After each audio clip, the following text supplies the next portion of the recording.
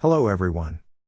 I wanted to do a review today of this watch that I found a couple of weeks ago in a box full of old watches that all needed service. These are watches that I've purchased from customers, bought at auctions, or just collected in general, and have never taken the time to fix any. This wonderful example of a Hamilton Thin-o-matic is one of these priceless watches that I think is worth discussing. Rather than spend the time talking about what I'm doing on screen, I wanted to take today and tell you about this particular watch, and a small history of the Hamilton Watch Company, and how it has changed from its start about 150 years ago. Before I get started with the history lesson of the day, I just want to explain that I was able to completely service this watch several weeks ago. I put a brand new mainspring in it. Cleaned every part on the movement, and I have to admit that once I put it on the watch timing machine, I was surprised. This watch is running a bit fast, at about 3 seconds per week. I did adjust it to 3 positions, and that was the best I could do. I wish I filmed the service, and I'm sorry that I didn't. However, this watch is amazing. In this video, I'm basically going to do the physical restoration, but not fully, as I want to retain some of the useful wear of the watch, as it is about 58 years old now. Most of you will know that the Hamilton Watch Company started out making pocket watches in the United States back in the mid-1800s. The company's roots go back to 1874, and a gentleman named E.F. Bowman. He was making pocket watches of non-standard sizes, and by 1876 decided to change a bit and begin producing American standard size watches. By 1877, the company had become the Lancaster Watch Company. 1 year later, the Lancaster Watch Company was producing 150 different style movements and in several different grades. In December of 1892, the Lancaster Watch Company became the Hamilton Watch Company, and that name remains with the company today, even though it is not the same company at all. The late 1800s saw a brilliant future for the Hamilton Watch Company, as they became known for not just their quality movements, but for the complete accuracy that their watches could produce. Most importantly, the Hamilton railroad grade watches. These railroad watches are still coveted by collectors today, whom seek them out and restore them to their original glory. I personally own several high-end Hamilton railroad watches produced between 1910 and 1935, as well as many others that I need to restore at some point. The Hamilton Watch Company made some of the best American-made watches at the time, and as time progressed into the 30s, so did the watch industry. Hamilton successfully migrated to wrist watch production here in America, and made many examples of high-quality watch movements. In the late 30s, the company was producing so many high-quality watches, that at the beginning of World War II saw many servicemen who had enlisted in the military begin purchasing some of the best that they had to offer. High-quality wrist watches at the time cost as much as 2 months' pay for some servicemen, and they were in demand. So, over the past 90 years, there have been many changes to the Hamilton Watch Company, and I'm going to list here the many times the company changes ownership. In 1928, the Illinois Watch Company purchased Hamilton, and retained ownership of the company for only 1 year. In that time, they were able to get their hands on the patent designs, and improve the watches that they made at the time.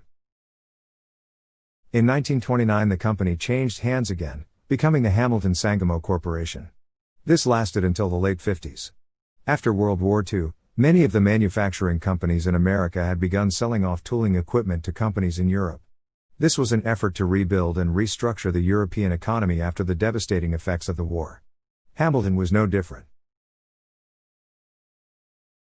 By 1959, the company was purchased by A. Hungenen of Switzerland, thus fully ending the American ownership of the Hamilton Watch Company.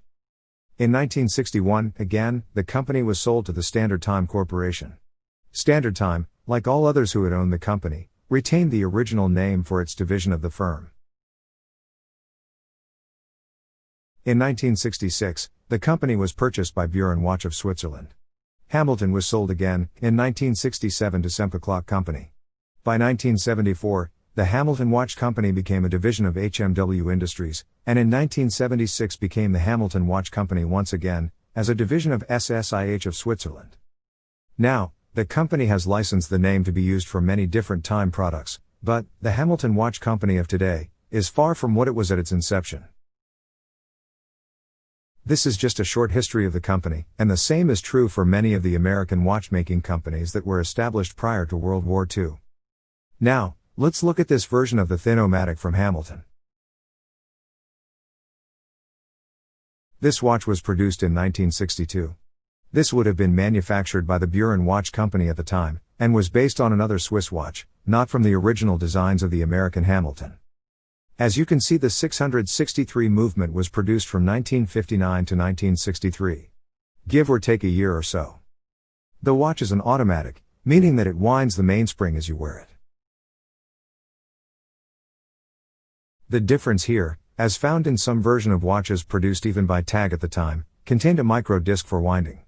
This small weight, which took up only about 20% of the movement, allowed the watch to be produced in a very thin version. Unlike today's watches that have a weighted disc on the watch that takes up nearly the entire circumference of the watch. As you can imagine, there were several different models of this watch made over its lifetime. Some had solid gold cases and backs, as does this watch, others were gold with a stainless back, and yet some were gold filled. There were over 24 different dial styles and, of course, bands of your choice. The model we have here is 34 mm wide and has an 18 mm band opening. The micro rotor design was developed by Bernin of Switzerland. Hamilton watches of this era were popular advertisements on airplanes' catalogs at the time, and priced in the mid-price range. A solid gold case and backed watch like this would have sold for about $100 at the time. These watches are not waterproof. I don't think I would even consider getting them wet. They were made to be a precision timepiece that was designed beautifully and reflected a certain social status. As I have said, after I did the full service on this watch, I left it on the watch timer for about 6 hours, and it came back at less than 3 seconds off per week.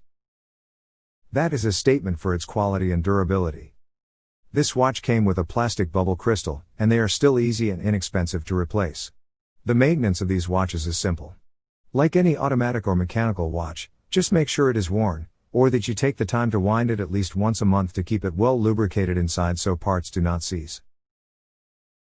While these watches are considered small by today's standard, it is a watch that will keep near perfect time, small and thin enough not to get in your way, and so good looking that it will be noticed by those of us who appreciate such quality. I've debated selling this watch, and I still may put it up for sale. It is difficult for me to do because this watch looks so nice, and for something that is older than I am, works better. Thanks for watching this quick review, and if you find one of these watches, you can safely add it to your collection knowing that it is a beautiful vintage watch that will complement the one who wears it. I hope that you've enjoyed this video. If you did, please give it a thumbs up. That is a free way that you can support my channel and it helps my videos get noticed by YouTube. Take care and please have a safe and wonderful day.